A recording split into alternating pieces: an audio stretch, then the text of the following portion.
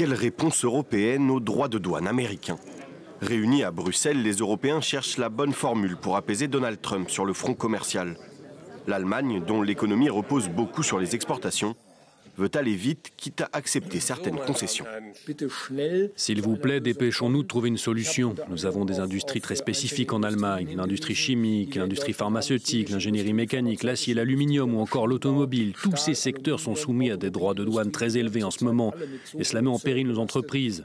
C'est pourquoi il est préférable d'agir rapidement et simplement maintenant plutôt que de le faire plus lentement et de manière trop compliquée. Selon plusieurs diplomates européens, l'objectif du chancelier allemand serait de permettre à Trump de revendiquer une victoire sans sacrifier l'essentiel. La France défend aussi la conclusion rapide d'un accord, mais pas à n'importe quel prix. Pas question d'avoir un accord asymétrique dans lequel les Européens accepteraient de subir certaines surtaxes sans contrepartie.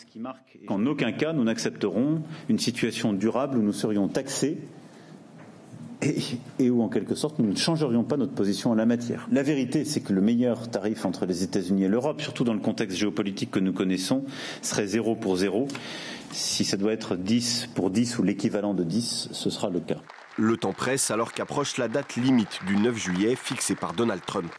Faute d'accord après cette date, le président américain pourrait doubler à 20% les droits de douane sur les importations en provenance de l'Union européenne, voire les porter à 50% comme il l'a déclaré en mai.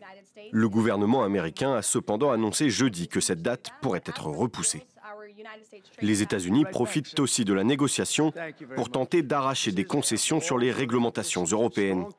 Pour Donald Trump, les normes européennes nuisent à l'économie américaine, notamment dans les domaines du numérique et de la protection de l'environnement.